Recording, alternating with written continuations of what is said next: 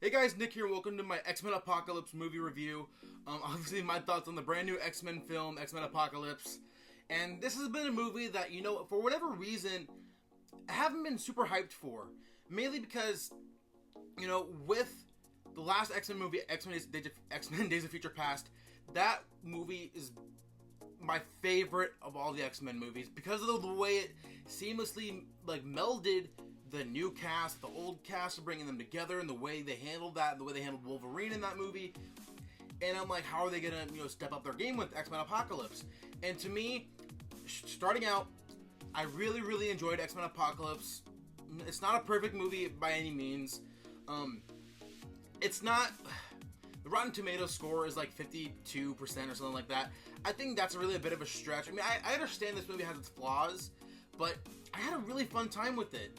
And for me right now, where this movie stands, I have X-Men Days of Future Past, X-Men First Class, X-Men Apocalypse, X-Men 1, 2, and they're, for the most part, they're all good movies.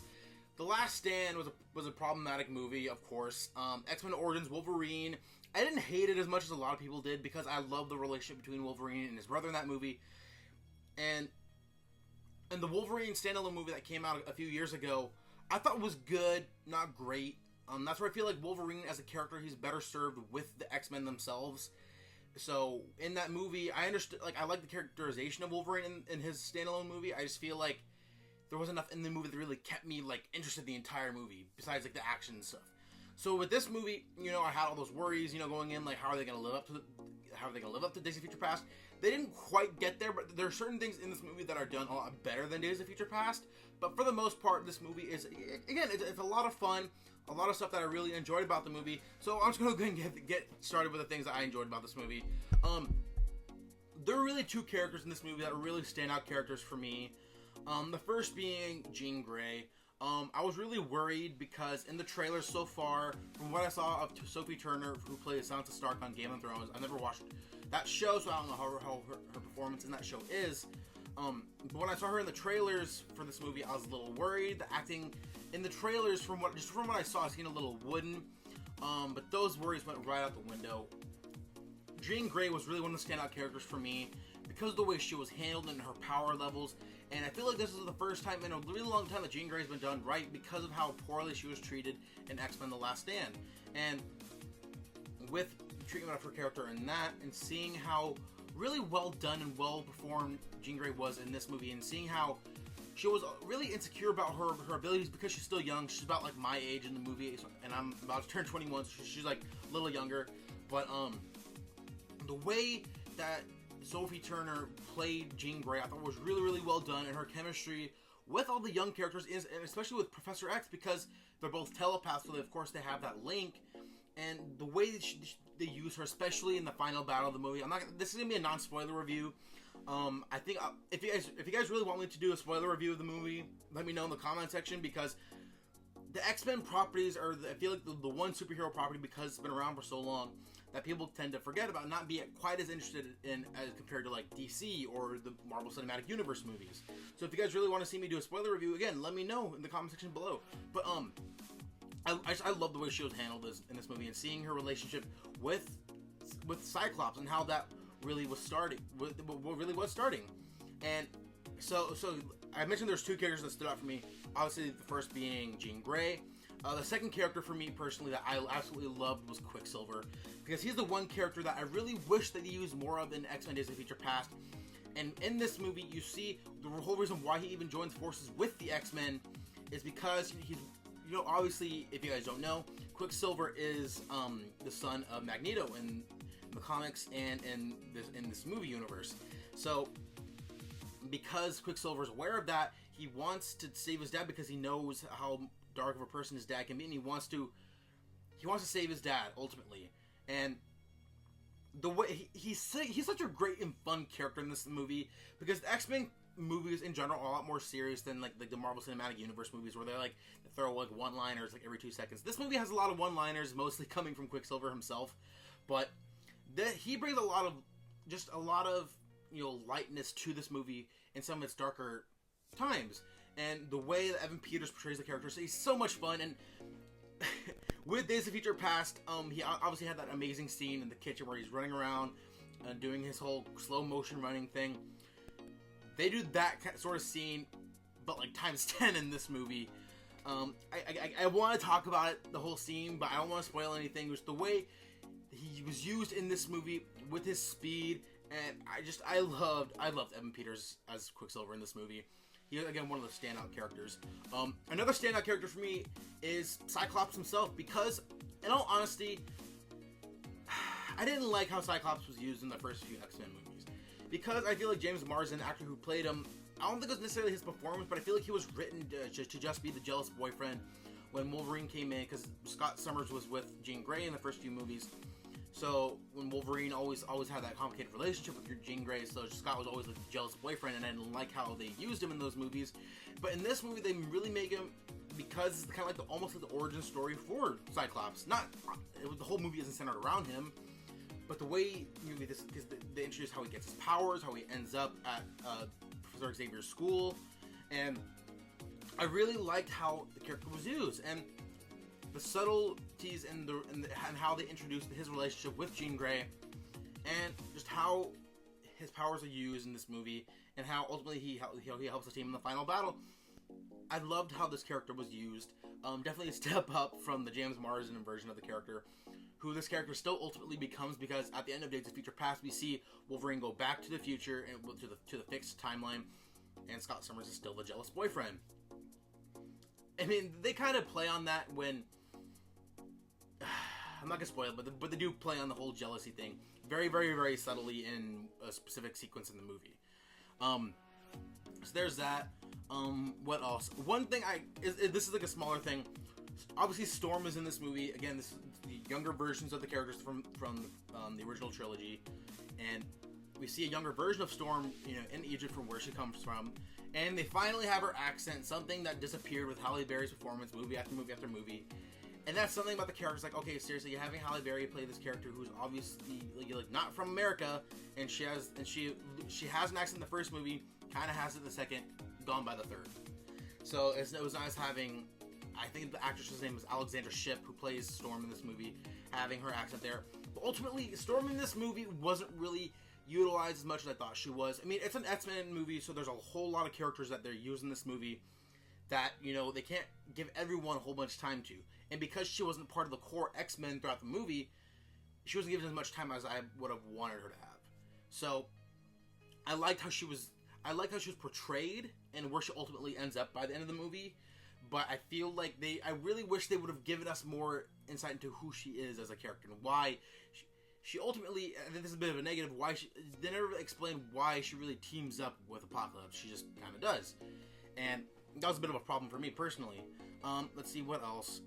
There are a lot of aspects of this movie that were really, really, really dark. Especially when it came to Magneto in the beginning and how it came to Apocalypse in the beginning. Because they do some really, really dark things, especially in how they kill people in general in this movie. And when I saw it with an audience, we were all just like looking at each other like going, holy crap, that got dark really quick. And for a movie that isn't entirely dark and has a lot of light moments, those are some really, really dark moments compared to like some other dark movies. I mean, like Batman vs Superman is the closest thing compared to it, because in tone wise, even in Batman vs Superman, there wasn't scenes as dark as they were in X-Men Apocalypse, at least in the way I saw it. What else? Apocalypse as a villain, as a whole, I thought he was just okay. I feel like we didn't get enough of why he was the way he was, what he was doing exactly. He just wanted to take over the world for the sake of taking over the world, pretty much. Which isn't necessarily a bad thing, but I would have wanted more reasoning as to why he's doing it. In his whole speech is like, oh, like, I'm tired of people listening to their false gods, or something along those lines.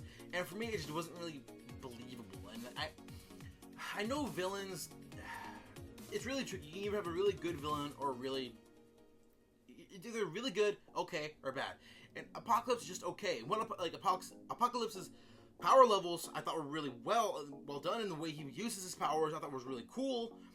And especially with this banter between himself and Xavier, and even Magneto as well. But I feel like as a villain as a whole, he was probably one of the more disappointing parts of the movie. He wasn't a terrible villain. I just feel like I wasn't given enough explanations as to why he is the way he is, and that's what I want more of in my villains personally. So let's see what else. God, there's a lot of stuff that I can't talk about because it goes into spoilers. But the opening scene of this movie, they show a little bit of like more of like Apocalypse's past and a bit of his origin. Not necessarily his origin story, but his whole Egyptian background. They give an insight into that, which ultimately ties into the final act in the movie. But the whole opening sequence in Egypt, I thought was really, really, really well shot, really well done. Except for there's one white actress in the middle of it, and I'm just like, really, you had to get a white actress in Egypt. But that being said, every other actor in that was an actor of color from what we were able to see as an audience. So I applaud them for that. I'm just like, really had to get a white chick for this Egyptian scene, but that was just a minor thing.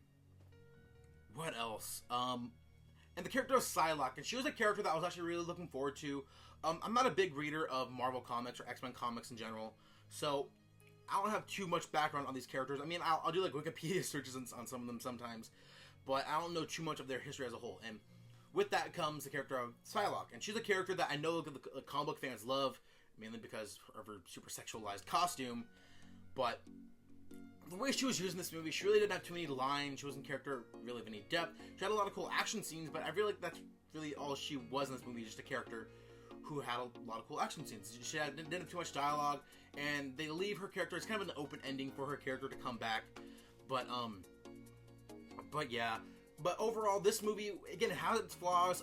Jennifer Lawrence probably one of the most talked about things in this movie because her performance wasn't bad. It was just, you can tell she melded it in, and then how she's tired of playing this character because as Mystique, she's only in her blue makeup for like a couple of scenes, and that's it. And other than that, it's like, you know, blonde-haired Katniss. So that's what we got out of the movie from her. But it wasn't as bad as some people are saying it is. Obviously it's mailed in. She's not giving it her all. I didn't hate it as much as I thought I would because at this point I'm annoyed of Jennifer Lawrence as an actress. I feel like she's getting too overexposed, and I don't really care for her as an actress anymore. With that being said, I didn't hate her performance in this movie. I just thought it obviously was mailed in, and I didn't like as much as I would have wanted to. But one of the things I want to talk about with this movie, with a lot of the other X-Men movies, this movie, I love how it ties in to all the X-Men movies that came in before it. There's a lot of homages to X-Men 2, X-Men 1, just the way everything ties in together, even though this is technically the new timeline, but how it's almost like honoring the timeline that came in before it, because obviously Bryan Singer's coming back. This is his 4th X-Men movie, and I would say of all the X-Men movies, this is probably ranked, well, I mean, I have it ranked below X-Men Days of Future Past. I love the first X-Men movie because of what it was at the time. It doesn't hold up as well I would want it to. That's why I have it ranked a little lower than Apocalypse. But there's so much stuff in Apocalypse that I love, despite its flaws, that make the movie experience so much more enjoyable for me as an audience member. And the way it ties into X-Men First Class with the whole Moira Taggart and Professor X thing that they touch on in the movie, and with Days of Future Past with Quicksilver and Magneto has a really heart-wrenching storyline in this movie that I don't want to get into spoilers, but something happens to his family that makes him turn, and you'll see for yourself if you guys haven't already seen the movie. But X-Men Apocalypse overall I had a whole lot of fun with. Again, flawed, certain characters and actors that I thought mailed it in or weren't used to their full potential, but overall I had a fun time with it. So overall, again, I like the movie a lot. So I usually don't like doing the ratings, but if I were to rate this movie out of 10, I'd probably rank it as like probably an 8, like a solid 8. And in Days of Future Past, I had like a 9.5. And yeah, so that's going to be it for me. So if you guys like what you see here, go ahead and hit subscribe below. I upload content all the time. I just got finished reviewing the the second season of Flash, first season of Legend of Tomorrow, first season of Supergirl. I have my Captain America Captain America Civil War review up on my channel, Batman vs Superman, and I'm having a lot of other stuff on my channel as well throughout the summer because there's a lot more movies and stuff and movie news I'm going to be talking about. So if you guys want to check that out, give this video a thumbs up. What do you guys think of the movie? Did you guys have problems with it? Or if you guys haven't seen the movie, what are you guys looking forward to in the movie? Or are there any trepidations that you have, especially after what I just said? So yeah, let me know in the comment section below. So yeah, that's going to be it for me. So until next time, guys, have a good one.